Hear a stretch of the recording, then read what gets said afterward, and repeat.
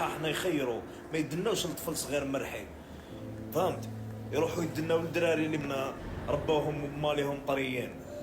بعد صدمت وش صرا في 40 طفل بريء ملاك وسرقت منه البراءة والطفولة تاعو، يطلعوا هذا الأشكال باش يبروا هذا الفعل أنه السبب بوصف الأطفال أنهم طريين.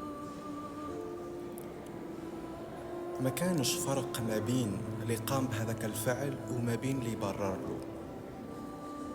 من المفروض الدولة والسلطات تمسك هذا النكرة ويطلع باعتذار رسمي للأطفال الضحايا والعائلات تاعهم، أو يتم معاقبته، لأنه التبرير لهذا الفعل نفس الفاعل تاعه.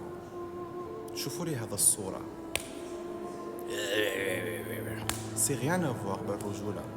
اون ديغي قحبة وحط لي اون ديغي زاد بي في فمه وشركة تاع ذهب.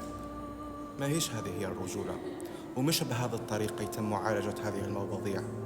الطفل ما يتصنفش أحرش وخشين، ما هوش الحم، راهو إنسان وراهو ملاك قصر، معناها أطفال.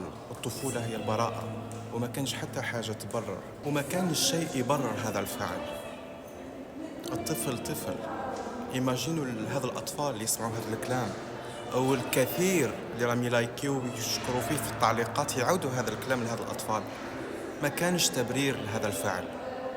أطفال أبرياء ملايكة صغار قصر، ذنبهم أنهم ضحايا.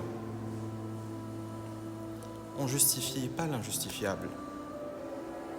Et هذا الحشرة سي با لا بروميير فوا جي روماركي. إذا حكينا على حقوق المرأة يحل فمه، إذا حكينا على لي زونفون شي صرا فيهم يحل فمه. سا سوفون فيت بلي عنده بروبليم دانفيريوريتي. اي اون بلوس يمد في كونساي السبور والرياضة. دير انت السبور والرياضة قاعد كيما مدام نفيخة. أني مازالني في لافاك، مازالني لذوكا قاعد نخدم، مي فوالا دونك ما قدرتش نصبر حتى نروح وبعد نهضر على هذا البوزبال. جو لو كوني مام با اون فيت.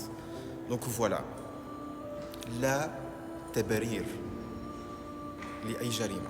الأطفال أبرياء، دراري صغار ملايكة وهم ضحايا في الموضوع.